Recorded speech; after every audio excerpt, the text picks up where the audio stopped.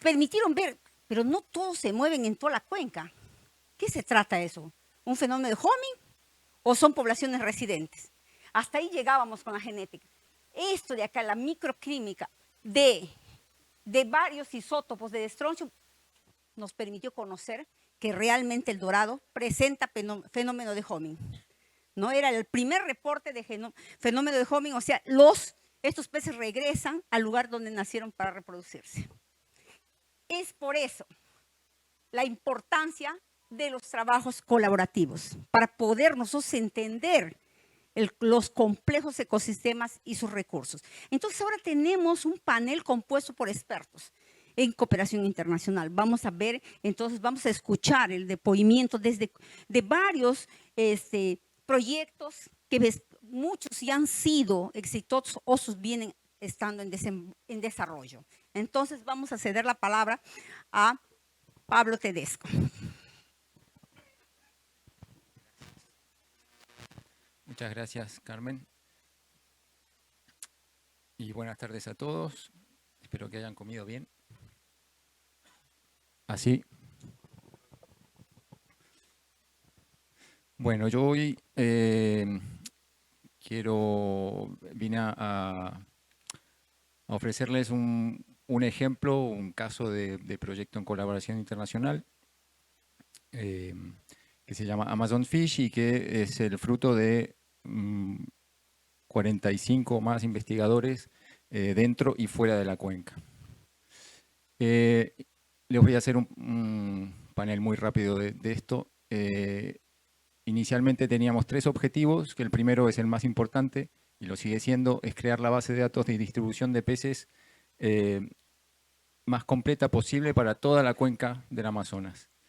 Y otros 2 objetivos eran de estudiar, en base a esa base de datos, estudiar los patrones y gradientes de diversidad y los factores que explican esta diversidad a lo largo de toda la cuenca.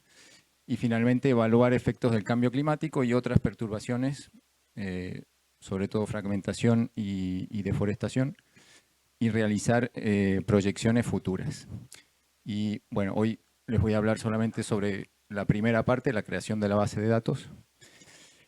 Esto comenzó en el 2016 con una financiación de unos proyectos que mezclaban países europeos y latinoamericanos, que se llama ERA-NETLAC.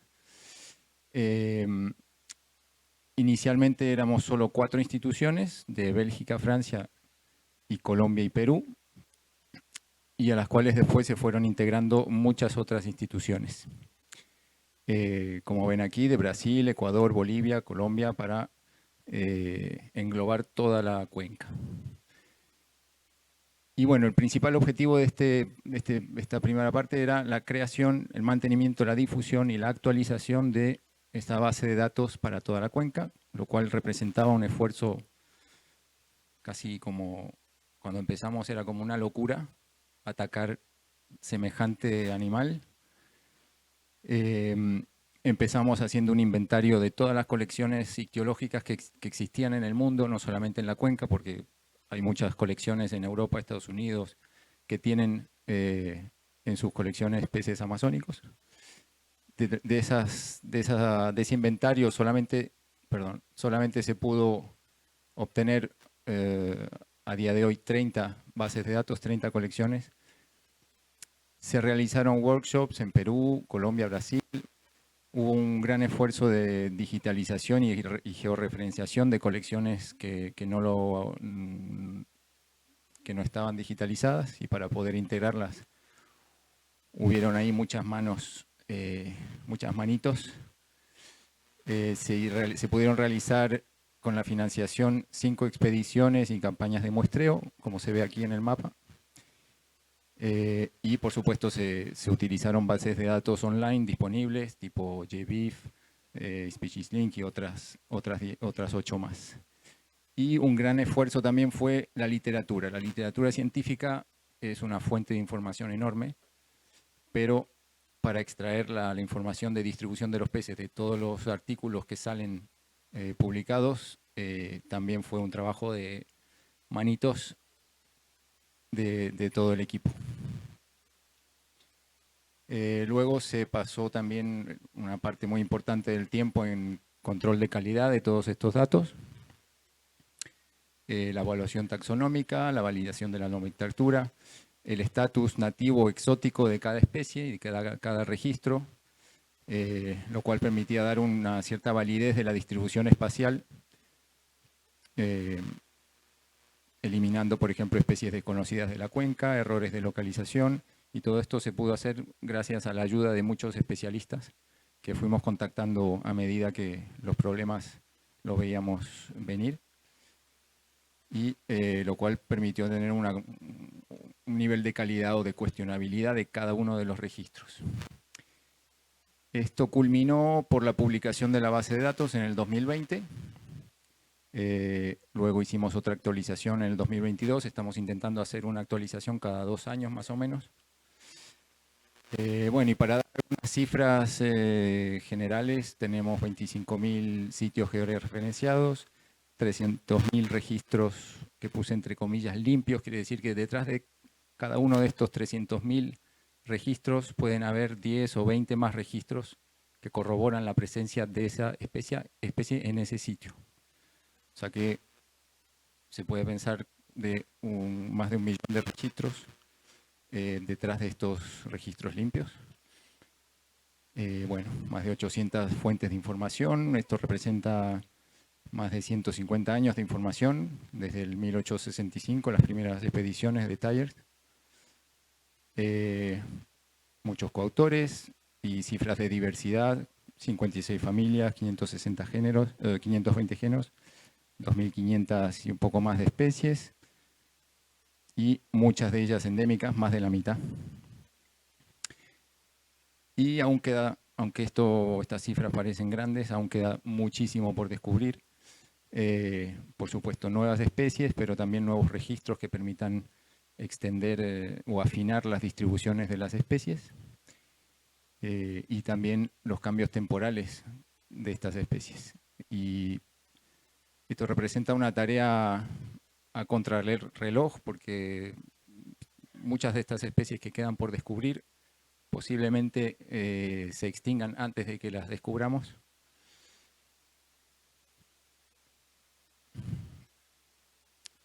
Pero bueno, para dar un punto más positivo, aquí ven cómo evolucionó la base de datos. En un principio, en 2016, teníamos muchísimos vacíos de información, y actualmente estamos contentos de poder decir que, aunque quedan muchos puntos sin ninguna información, hemos hecho, yo diría, un buen trabajo, aunque haya que seguir, y se ha completado bastante el mapa.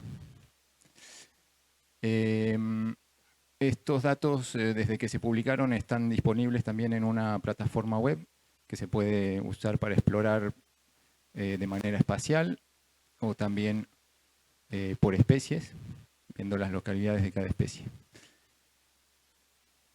Y bueno,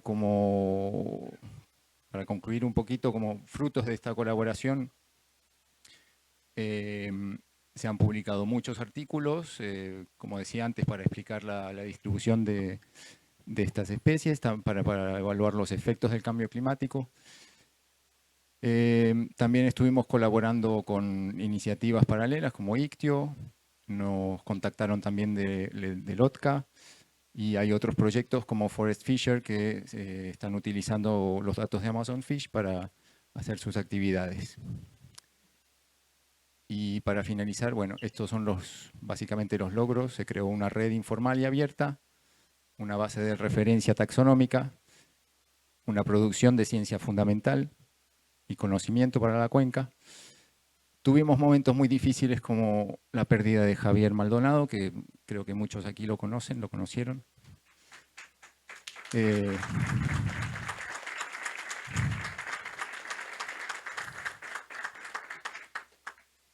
Javier, se puede decir que perdió la vida para que este tipo de proyecto pueda existir, buscando datos. Y bueno, para finalizar, los desafíos de esta base de datos son la perenidad, la actualización y mantener la implicación de todos los actores de esta base. Gracias.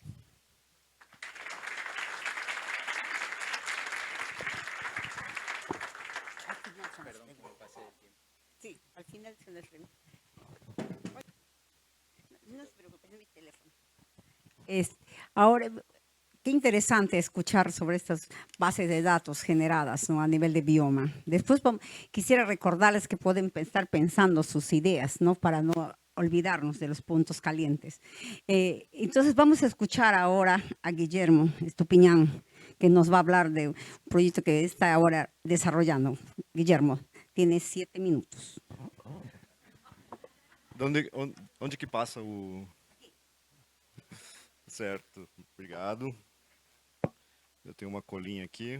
Bom, eu vou falar dessa... É uma iniciativa, né, que também tem uns projetos, né, que chama do corredor...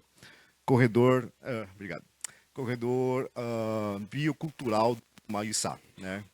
Que, como vocês estão vendo ali, começou como um sonho, né? Um sonho de instituições, pessoas, há algum tempo atrás.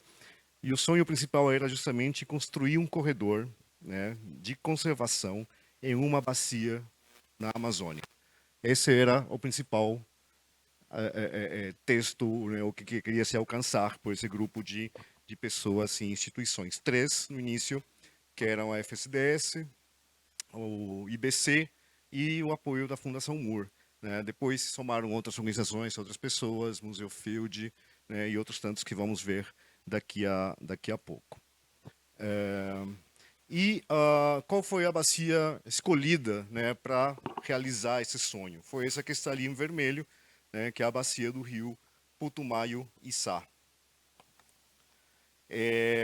Essa bacia, esse mapa é muito massa, porque ele mostra assim, o tamanho da bacia, né? Ela representa menos de 2% em território, né, da bacia amazônica, uma bacia relativamente pequena, né, a 10ª bacia em termos de área e também em termos de vazão para o Rio Amazonas, né. Ela tem mais ou menos 120 mil quilômetros quadrados.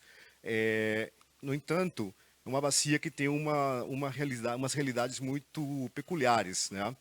Ela é pequena, mas ela representa, tem todas as paisagens amazônicas que a gente pode imaginar, né, desde a região andina, né, e logo ela vai por uma planície de inundação muito grande, né, até seu encontro com o rio Solimões, né, que é como chama o Amazonas no trecho entre Tabatinga e Manaus, que é o rio Amazonas, que é denominado dessa forma aqui no Brasil, né.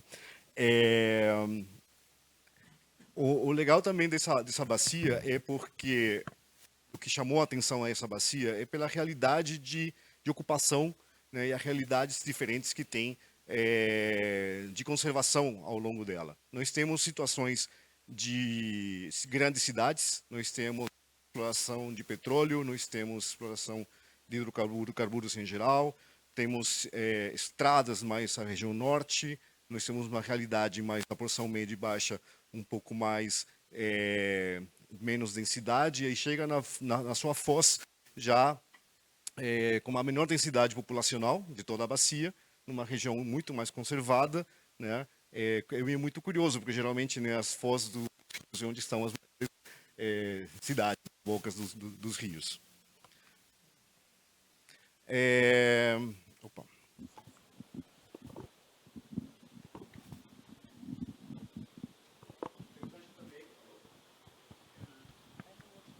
Oi.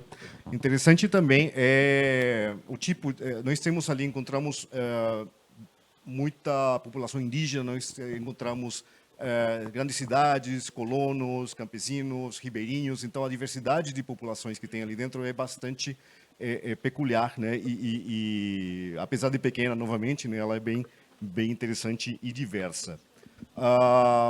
Desde 2001, foram realizados 10 inventários rápidos nesse território, né? Inventários rápidos sociais e biológicos para conhecer essas realidades, essas situações que tem ali dentro da bacia, né, para gerar conhecimento, gerar informação importante para a tomada de decisões referente à conservação. Então, nós temos aqui esses 10 estudos que foram realizados, o último foi realizado em 2019, né, todos eles no Rio Putumayo, em Equador, Peru e Colômbia. E estamos agora colaborando também com os parceiros para realizar o estudo, os inventários biológicos e sociais no Rio Içá, no lado brasileiro. Esperamos que a partir neste ano de 2024 já. Em termos de conservação, a bacia tem basicamente 75% do seu território em áreas de conservação, sejam essas terras indígenas, unidades de conservação ou outros modelos de conservação que cada país reconhece. Os estudos realizados e com essa realidade de conservação têm trazido uns dados interessantes em relação. Nós sabemos que tem cerca de 85%, 80% mais ou menos das florestas estão em bom estado de conservação. Nós temos uma biodiversidade muito grande em termos de anfíbios, mamíferos, répteis e árvores, né, com muitas espécies novas que foram identificadas. O carbono florestal, carbono também muito significativo, né, daquele que está acima do solo, com destaque às turfeiras, né, as turbeiras, os peatlands dentro desta região, que são áreas extremamente ricas em armazenamento de carbono. Destaque também nas populações, né, que moram na bacia, com destaque as populações indígenas, na porções médias e baixas, muito densa. Nós tínhamos o grupo, né, tinha aquela pergunta, ok, tem uma bacia muito grande, uma bacia muito importante, muita informação gerada, nós temos um sonho nas mãos de gerar um corredor, né, e agora, o que a gente precisa fazer para tornar isso realidade, né, para juntar toda essa informação e torná-la possível, né, pensando numa gestão, um manejo de território em escala de bacia. E o que fazer para que as pessoas embarquem na mesma canoa? Atualmente tem essas organizações parceiras, né, eu estou na WCS, nós somos parceiros aqui, estou aqui representando esse grupo, né, para falar da proposta, né, do corredor biocultural. Tem muitas organizações locais também, indígenas e pescadores que têm participado. Foram realizados até agora, se não me engano, 5 encontros regionais, né? O primeiro em 2017, né, em Iquitos, né? Aliás, foram 4. Então, tem o primeiro encontro que foi em Iquitos, o segundo encontro foi em Tarapacá, né, no Rio Putumayo mesmo. O segundo encontro, desculpa, primeiro em Iquitos, segundo em Letícia, terceiro em Tarapacá, no Rio Putumayo, e o quarto em 2022 em Santo Antônio do Içá, que foi a primeira iniciativa de já envolver a foz do rio, né, a boca do rio Içá, o rio Içá do lado brasileiro, na lógica do corredor, porque até lá não se tinha muito essa aproximação e essa proximidade com o lado brasileiro. Foram momentos de troca de experiências, de troca de conhecimento, de criar pontes, de as pessoas se conectarem do ponto de vista das experiências, das várias diversidades estarem juntas no mesmo espaço, né? A participação de governos locais, nacionais, regionais, nos encontros tem sido muito importante para podermos avançar. Eu não vou ler tudo, né? Apenas destacar os pontos que estão em destaque em negrito, né? O corredor ainda não tem um reconhecimento formal, está se buscando o que poderia fazer esse reconhecimento formal desse território. Tem as características de alta diversidade, tem muitas questões de tradição culturais, o conhecimento daquela região. Está se buscando, então, com esse corredor, a integridade de longo prazo, né, desse território, e também alcançar o bem-estar e sobrevivência das populações que nesse território vivem. A gestão compartilhada, a governança compartilhada, né, e a inclusão e o respeito acabam sendo as grandes pedras, né, fundamentais para gerar, com base, né, a política que venha a ser instalada, a ser reconhecida nesse território com o corredor. E, para finalizar essa fala rápida, tem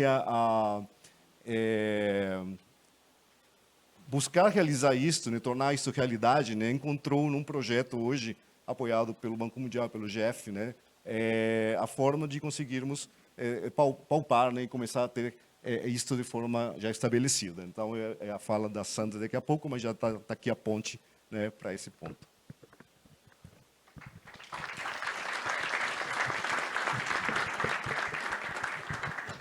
Qué interesante, Guilherme, tu abordaje, ¿no?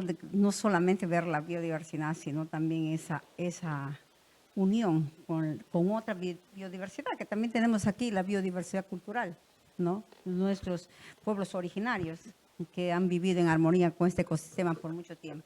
Entonces, pensar en un manejo sostenible, no solamente de flora y fauna, sino también con esa unión con las comunidades originarias es una prioridad que nos va a ayudar a mantener estos ecosistemas. Entonces, vamos a escuchar ahora a Sandra, quien nos va a hablar del proyecto LAC.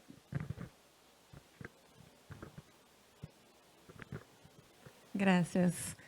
Muito obrigada pelo convite. É um prazer estar aqui com vocês. Eu gostaria primeiro dar a Ana Maria, que é a coordenadora dos projetos dos quais vou falar, e que é o projeto ASL e o projeto Bacia Putumayo-Içá. Não pode participar hoje, mas ela me mandou para contar um pouco da nossa experiência de colaboração entre diferentes países na Amazônia.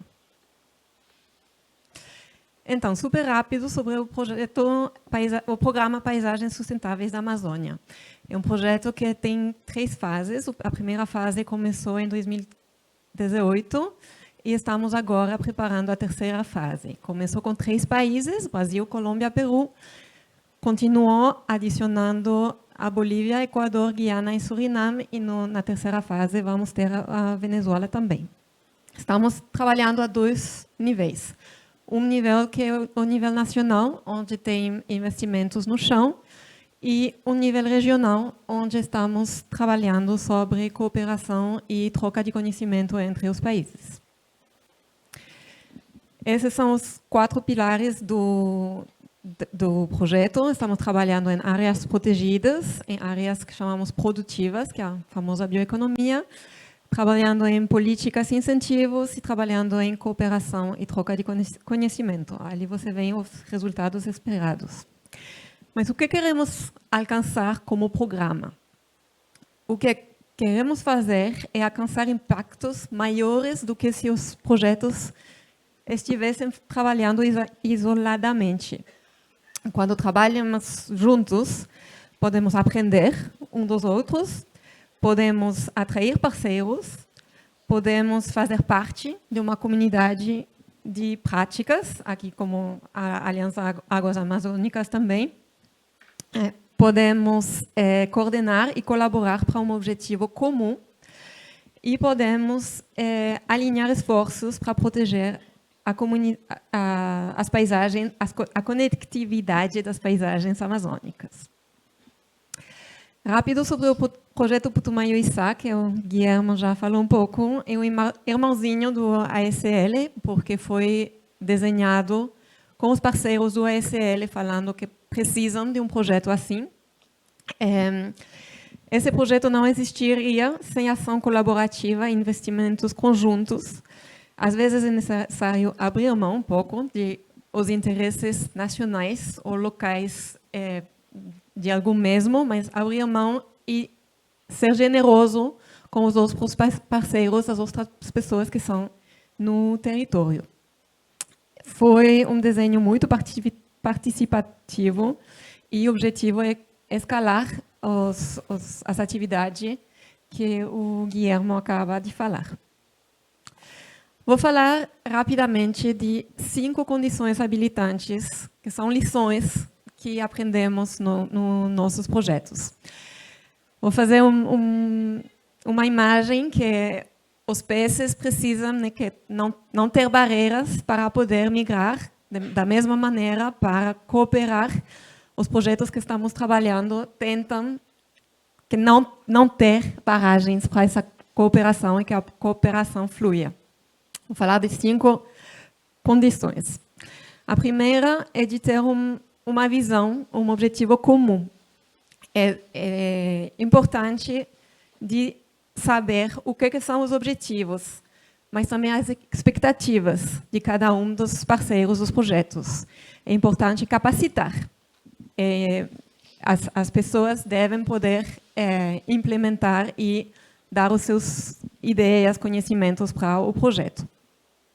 Encorajar todas as vozes a serem ouvidas e que cada um se apropria das atividades que vão estar implementadas no projeto.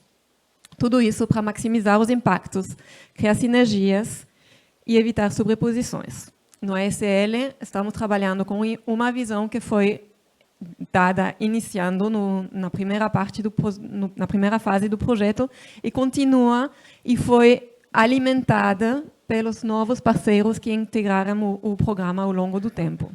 E trabalhamos também com um menu de intervenções, que são as possibilidades que cada um vai usar dependendo da situação no seu território. O segundo é conhecimento compartilhado.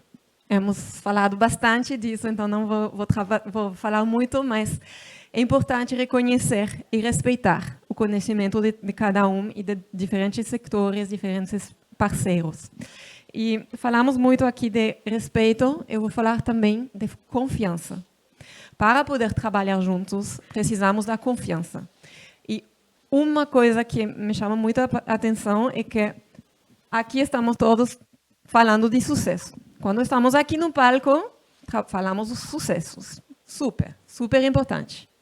Mas o que estamos tentando fazer no ESL, temos, por exemplo, um grupo de trabalho sobre finanças sustentáveis das áreas protegidas, é falar num grupo pequeno, onde tem a confiança para falar dos problemas, do que não aconteceu como era previsto, para que cada um possa aprender e que os outros não repitem os mesmos erros, né?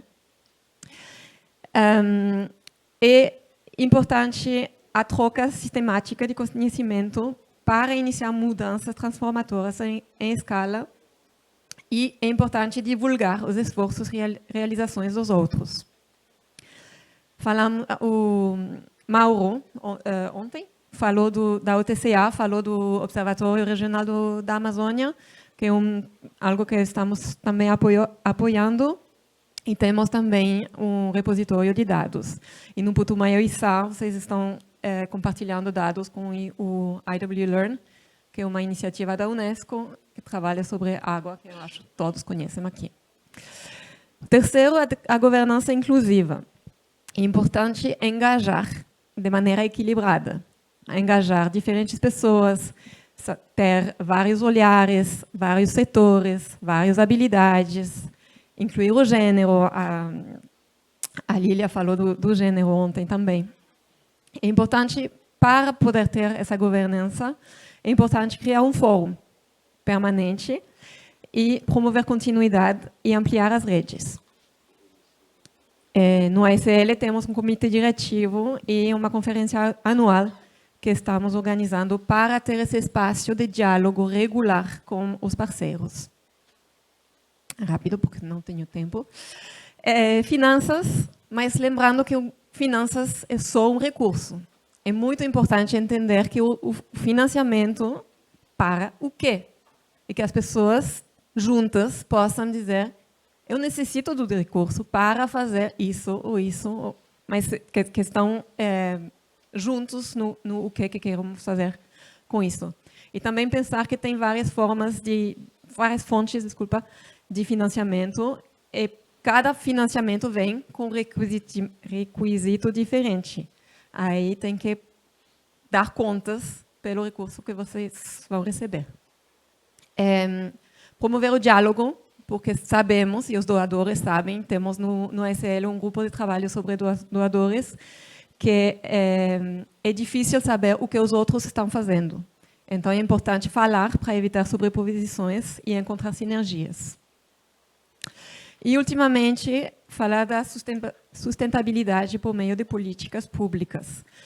Os projetos têm um tempo definido, têm um recurso definido, mas também um tempo definido. E uma das coisas que queremos fazer no projeto do Putumayo-Içá é criar um mecanismo de governança que vai além do projeto, que vai continuar para sempre, né?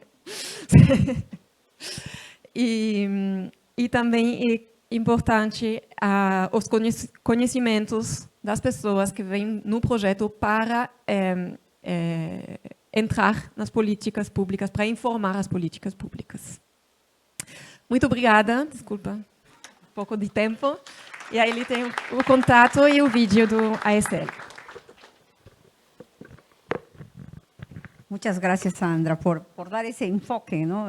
Continuar con el enfoque de Guillermo, pero también me encantó la parte de que tenemos que crear fortalezas en las comunidades a través de una gobernanza discutida, razonada, porque eso es lo que va a quedar una vez que los proyectos se retiran. Entonces ahí estamos garantizando la sostenibilidad de los ecosistemas y de los recursos, empoderar a nuestras comunidades originarias, porque ellos van a continuar en una perspectiva actual en ese manejo sostenible del ecosistema. Entonces ahora, para finalizar las intervenciones, vamos a escuchar a Marcos, una voz autorizada sobre el manejo sostenible realizado por nuestras comunidades originarias. Marcos.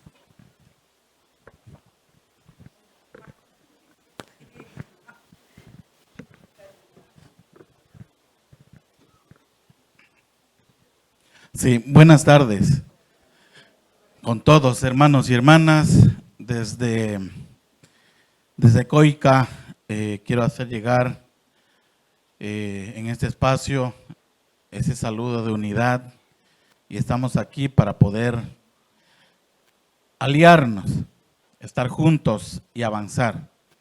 Bien, voy a dar una lectura al final para poder lanzar la vocería. COICA, coordina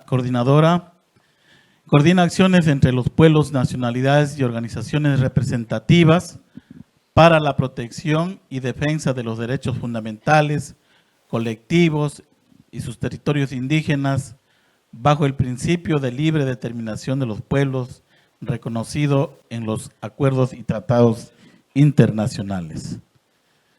Tenemos una moción 129 que se logró con UICN en el 2021, evitar el punto de no retorno en la Amazonía protegiendo el 80% al 2025. Amazonía por la vida, protejamos el 80% del territorio al 2025. Amazonía por la vida es una iniciativa que nace desde los pueblos indígenas y es un llamado a un pacto para proteger el bosque tropical más grande del planeta, que está al borde del punto de no retorno, principalmente debido a las actividades industriales destructivas, políticas gubernamentales y subsidios públicos dañinos que permiten una mayor destrucción de los bosques. Tenemos una estrategia denominada Observatorio Indígena Amazónico de Cambio Climático y Biodiversidad. ¿A qué se refiere? Crear red de plataformas nacionales indígenas para la recopilación y análisis de información. Articulación con las organizaciones de base en territorio para el levantamiento de información. Red de ciencia indígena sobre clima y biodiversidad, integrando conocimientos entre los sabios y sabias indígenas amazónicas y científicos reconocidos a nivel internacional para trabajar de forma conjunta. Plataforma de financiamiento climático indígena. Integra la visión de los pueblos indígenas frente a los mecanismos de financiamiento climático. Fondo para el apoyo en la atención de desastres naturales relacionados con cambio climático. La cuenca amazónica transporta grandes volúmenes de agua hacia el Atlántico, cerca del 20% del total de aguas dulces continentales, convirtiéndola en la mayor del mundo. Ríos voladores, flujos aéreos masivos de agua en forma de vapor que vienen del océano Atlántico tropical y son alimentados por la humedad que evapora de la Amazonía. Se encuentran a una altura de hasta 2 kilómetros y pueden transportar más agua que el Amazonas. Somos COICA, somos lucha, resistencia, decimos Amazonía viva, humanidad segura. Hermanos, si hablamos de términos transfronterizos, yo creo que en el mundo indígena no debe haber fronteras.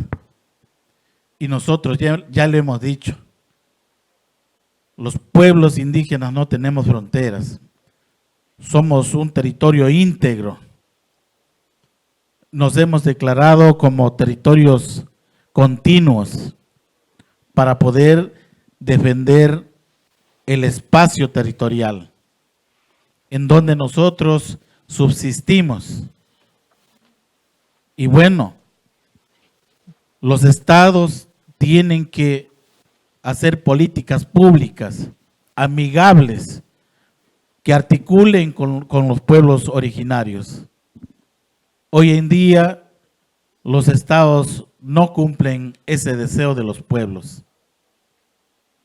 Las políticas públicas están orientadas al sistema extractivista de minería, de petróleo, de hidroeléctricas, actos que vulneran, amenazan la vida de los pueblos originarios. En ese sentido, yo quiero en este momento honrar la presencia de los hermanos de quienes están aquí, a los hermanos pescadores, como también a los que no están aquí. De igual forma, a los pueblos, a los líderes, lideresas, a las familias originarias, porque por este espacio que nos queda, el territorio de los pueblos originarios, de más de 511 pueblos, de pueblos no contactados, el mundo tiene los ojos puestos en el territorio. No se sientan mal cuando digo que es de los pueblos originarios. Bienvenidos a aquellos que llegaron a ese territorio. Y con mayor propiedad tenemos que nosotros, como COICA, defender este territorio, a lo que nos cueste, a pesar de que el Estado nos ha perseguido, nos ha criminalizado, nos ha violentado, nos ha masacrado. Digo, la lucha, resistencia. Los pueblos subsistimos porque resistimos. Si no luchamos, los estados nos desaparecen. La lucha es el camino. Y por eso que nosotros, los pueblos originarios, nos hemos reivindicado.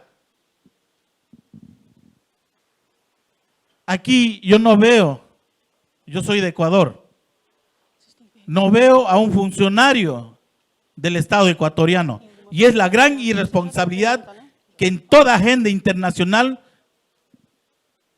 las autoridades del Estado ecuatoriano no lo están presentes. Solo se reúnen entre presidentes, firman acuerdos, dicen que estamos protegiendo la naturaleza, declaran áreas naturales, territorios originarios, para mandar sacando a los dueños del territorio y ellos aplicar la política extractivista, concesionar territorios. Eso es lo que ha hecho Ecuador. Y eso hemos dicho nosotros públicamente. Y no tenemos miedo en decir eso de cara a nuestro Estado. En ese sentido, los estados tienen que ser más sensibles con los pueblos originarios, con el movimiento indígena de esta cuenca amazónica, a la que nosotros somos responsables por ancestralidad. Nadie nos dijo a nosotros, protejan, conservan. Es nuestra forma de cuidar y vivir en este espacio de la cuenca amazónica. Y también a los hermanos campesinos que comparten y viven y disfrutan de este territorio. Y estamos ahí nosotros para seguir subsistiendo, para seguir luchando. Y espero agradecerles a WCS, que gracias a ellos estoy aquí presentes.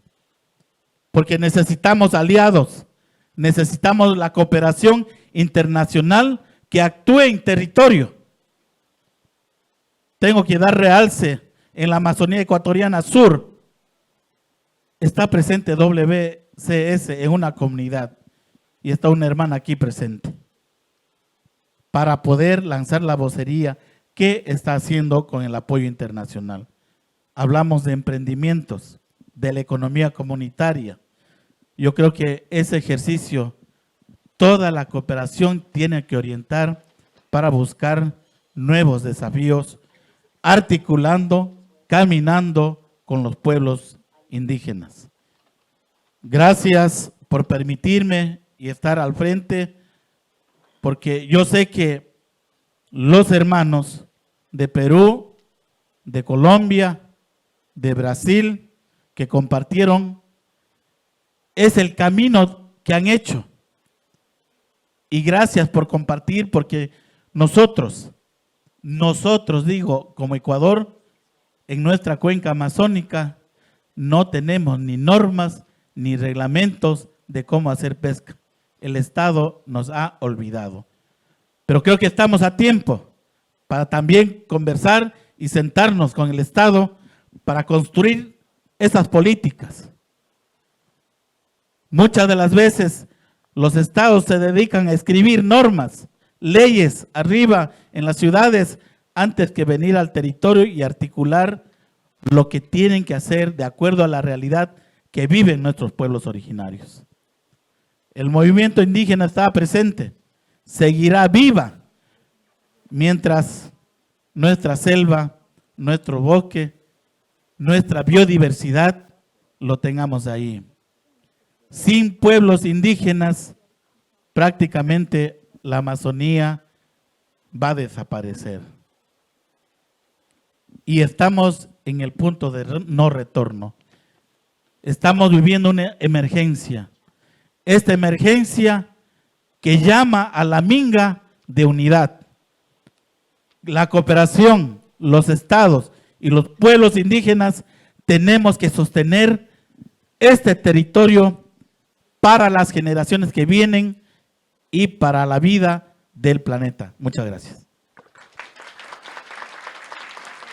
Vamos a continuar ahora con esta segunda fase de las preguntas. Vamos a dar la palabra a nuestros hermanos de las comunidades pesqueras para escuchar qué preguntas ellos tienen para nuestros palestrantes. Entonces, ahí, por favor. Bien, buenas tardes a todos. Felicidades por el trabajo realizado. Bueno, aquí estábamos debatiendo hacer la pregunta. Obviamente han hecho estudios de investigación en un momento y un espacio del tiempo. Entonces ahora la pregunta es de que si va a haber continuidad al respecto de los estudios de investigación y si hay financiamiento para darle continuidad. Dos y ya después tú, Carmen Rosa. Buenas tardes. De la mesa de líderes y pescadores, teníamos dos preguntas. La primera es, ¿cuáles son los beneficios que el corredor biocultural le da a los pescadores? Y la segunda, ¿cuál es el esfuerzo de COICA para conservar la cuenca amazónica? Entonces vamos a dar la palabra a los palestrantes para que hagan respondan a esta primera pregunta de aquí de la mesa. Entonces, yo no sé quién, Sandra, Guillermo, Pablo. Yeah.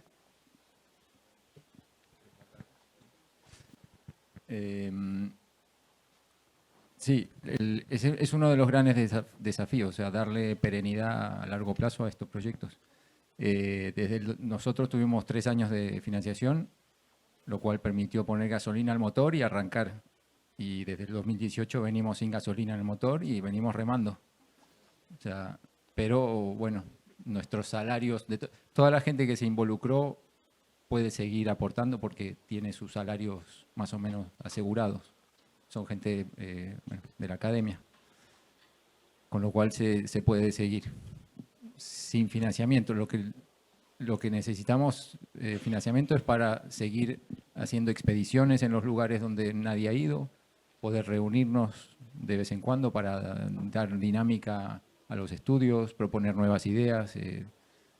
Para eso sí se necesita financiamiento y siempre estamos buscando. Bom, o que eu posso dizer pelo, vamos chamar de corredor biocultural / projeto Putumayo SAGEF, que hoje praticamente se misturam, né? Um é pai do outro, digamos assim. Eu não contei para vocês, mas a bacia do rio Putumayo e Içá são 4 países, né? Então é Equador, Colômbia, Peru e Brasil. E o corredor começou, né, com esse sonho, né, de ter um território conectado social, cultural e biologicamente, né? Então, a partir do conhecimento foi o primeiro grande movimento. Então, desde 2001 foram realizados 10 inventários biológicos e sociais na bacia. E mais um que deve ser realizado este ano e deve sair no próximo ano. Esperamos os estudos, que é no Rio Içá, no Brasil. E faltava, né, a fase de agora tornar isso possível, tornar um manejo integrado de bacia. Como que isso vai se tornar uma realidade, né, nessa complexidade de 4 países, 4 realidades normativas, de leis, né, de governanças diferentes. Aí que veio o projeto, a construção do projeto, nessa parceria com o Banco Mundial e o IGF, e hoje tem recursos para 5 anos nesse projeto, né, para essa bacia.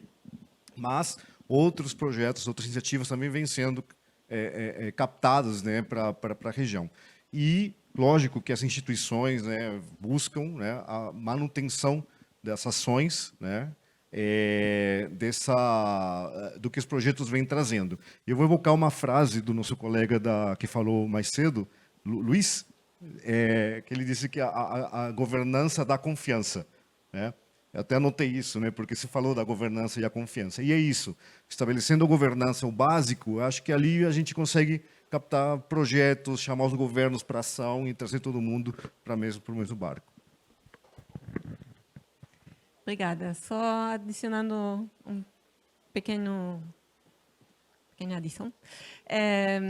Aqui temos na sala o Héctor e o Eduardo, que estão trabalhando no projeto e que estão agora mesmo fazendo a apresentação do projeto pelas comunidades locais, indo lá, chamando reuniões, vão organizar webinários também para as pessoas que não podem vir às reuniões. E então, todo mundo das que estão lá, estão chamados para participar dessa continuação do projeto. Obrigada. Bueno, en relación a los esfuerzos de COICA, en primer lugar, los pueblos y nacionalidades de la cuenca amazónica tienen un derecho inclaudicable. Los estados, los gobiernos tienen que reconocer a sus pueblos, tienen que darle titularidad a sus territorios. Si claudican eso, pues prácticamente el Estado vulnera los derechos. Tú en tu territorio, tú puedes hacer tu gobernanza propia en derecho a la libre determinación. Y el Estado tiene que garantizar, tiene que reconocer, tiene que articular según las formas de vida de cada pueblo. En ese sentido, tú tienes derecho pleno. Cuando tu territorio está asegurado, pues viene también el tema de consulta previa libre, el derecho al consentimiento. Entonces, el Estado también tiene que respetar tu territorio, tu costumbre, tu cultura, tu manifestación. Entonces, eso es la gran responsabilidad de la coordinadora de las organizaciones indígenas de la cuenca amazónica.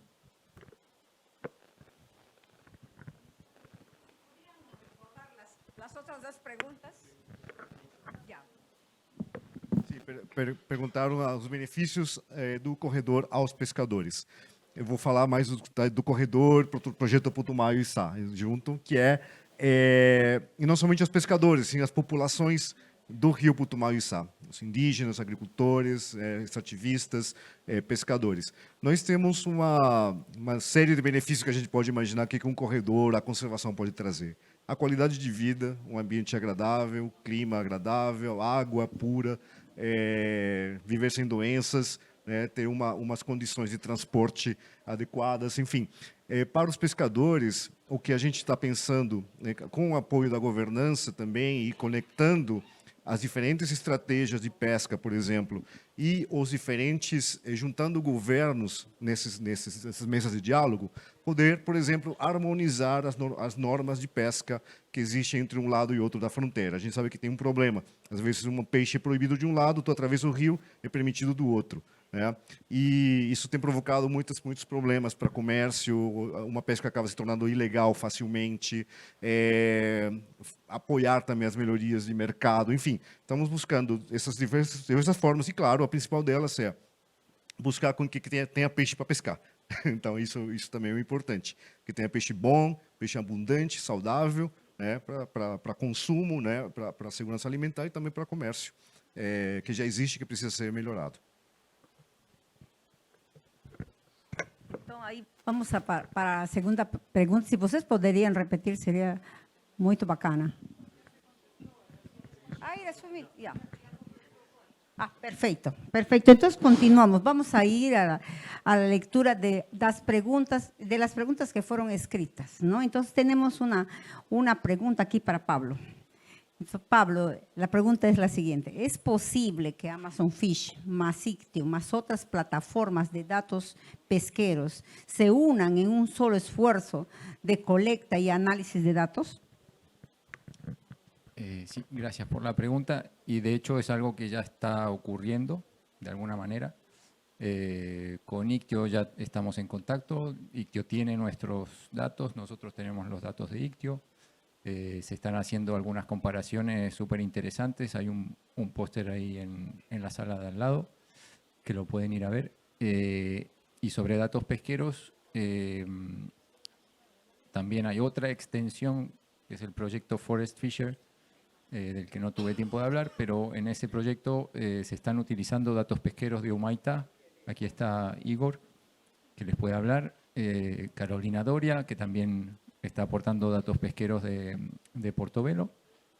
Y digamos que hay como un continuo entre Amazon Fish hasta los datos pesqueros en los que cada uno se beneficia de la información del otro para analizarlos de la mejor manera posible. Gracias, Pablo.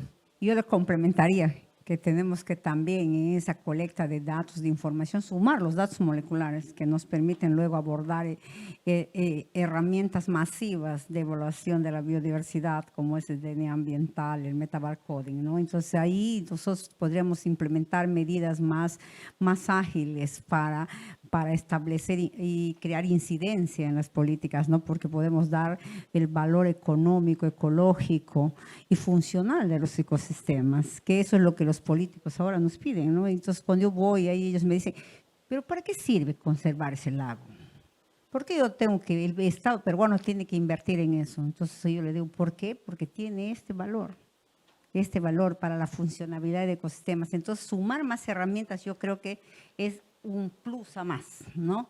Entonces, vamos a seguir con las preguntas. Ahora vamos a pasar a la pregunta que ha sido formulada para Guillermo. Sintético, Guillermo querido. ¿Cuáles son las estructuras de gobernanza transnacionales que el proyecto Cuenca Putumayo-Içá busca operar? Quizás es un mix. Agora. Vou falar do projeto Putumayo-Içá, que se baseia também nos levantamentos, nos diálogos que têm sido promovidos pela discussão do corredor.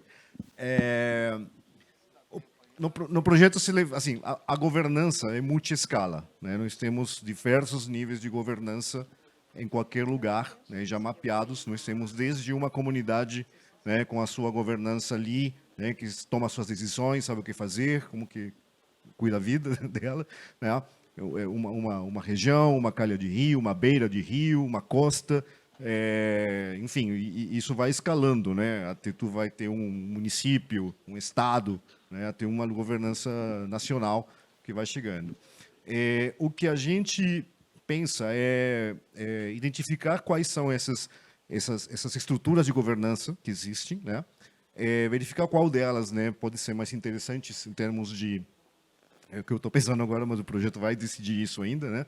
Mas que elas deveriam ver quais são as estruturas que são mais interessantes do ponto de vista de alcance, né? De um objetivo, né? Seja essa conservação de uma espécie, um território, e também isso dentro de cada país, né? Tem que respeitar também as soberanias. Então, cada país tem a sua forma de apoiar.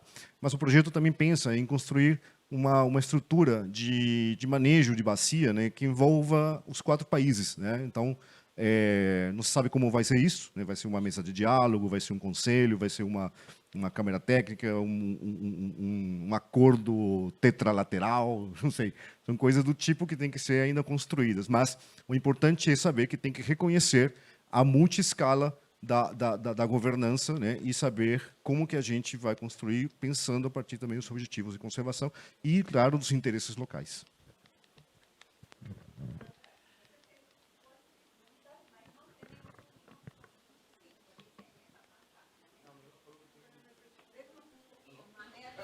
Muito interessante. Entonces, para Sandra, ¿cómo crees que los gobiernos locales, municipales y estaduales pueden contribuir en la implementación del proyecto? Bueno, bueno, depende de los países, ¿no? Pero voy a hablar de... bueno, não sei porque soy espanhol. Vou falar do exemplo brasileiro. Não sei porque estou falando espanhol. Vou falar do exemplo brasileiro, que é o exemplo que conheço melhor. E dentro do projeto brasileiro temos as SEMAs de 4 estados que são involucrados no projeto do SL2, que são a SEMA do Acre, do Amazonas, do Pará e do Rondônia. E eles são, chamamos de unidades operativas do projeto. Aí temos diferentes atividades e cada ano tem reuniões para dizer quem vai fazer o quê. Tem um orçamento que está negociado para decidir quem vai fazer o quê com que recursos. E assim eles recebem esse recurso para implementar o projeto no chão. Você tem outra pergunta. Vou ler. Aquí dicen resultados negativos. Rara vez son compartidos dentro y entre proyectos, porque se ven como problemas o fallas, es la pregunta. ¿Cómo incentivar estas conversaciones para mejorar el impacto en su proyecto? Bom, isso é que eu falei um pouco, né? É uma relação de confiança que precisamos construir entre pessoas.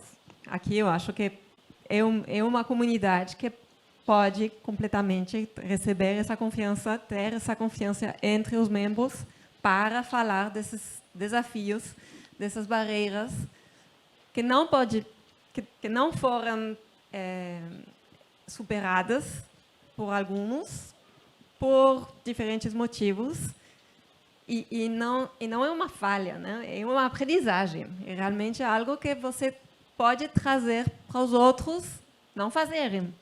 É algo que eu sempre falo para meus filhos. A coisa que você falhou é a coisa que vai ficar aqui e você nunca mais vai fazer mal. Aí é uma aprendizagem, você aprende muito dos erros. Muchas gracias.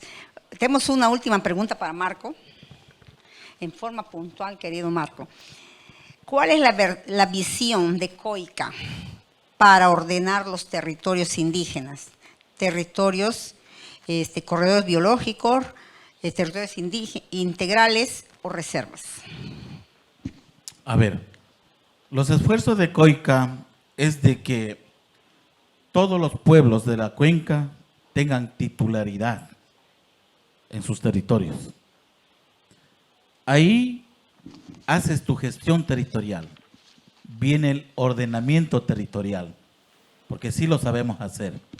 Solo que los estados no se han preocupado en venir, acercar, escuchar y tomar esas realidades, esos mandatos y convertirlos en políticas públicas. 1. 2. Reservas. Los pueblos y nacionalidades no creemos en las reservas, porque es una trampa de los estados para convertir a esas reservas o áreas naturales para ellos cumplir su sueño de políticas públicas extractivistas. Concesionan esas reservas y entregan a las transnacionales mineras, petroleras. Eso sucede en Ecuador. Por eso nosotros tampoco creemos en la consulta previa, libre, informada. Si tú dices que este proyecto minero, petrolero o hidroeléctrica no dice el pueblo, pero en otra página del artículo de la Constitución dice de verse en la urgencia que el Estado necesita aplicar ese proyecto va porque va. Esa es la trampa que siempre nos va a tener así en los estados. Por eso nosotros hemos dicho no a la consulta previa, libre, informada. Bueno, amigos, después de todas estas brillantes intervenciones, nosotros tenemos una idea, ¿no?, de cómo es de importante la cooperación internacional, una cooperación sur-sur, también una cooperación norte-sur para el mantenimiento de la conectividad de los ecosistemas amazónicos y cómo estos son importantes. ¿Para qué? Para el mantenimiento de la Amazonía en su total. Un mantenimiento que tiene que ser en coordinación directa con las comunidades indígenas, con esa cosmovisión rica de nuestras comunidades indígenas, también de nuestros pobladores rurales, que viven también hace muchos años en este ecosistema. Entonces, cuando hablamos de eso, debemos pensar no solamente en flora y fauna. La conectividad es importante, pero tenemos que pensarlo en forma integral, teniendo en cuenta todos sus elementos, flora, fauna, ¿no?, que hacen el paisaje y las comunidades originarias. Muchas gracias.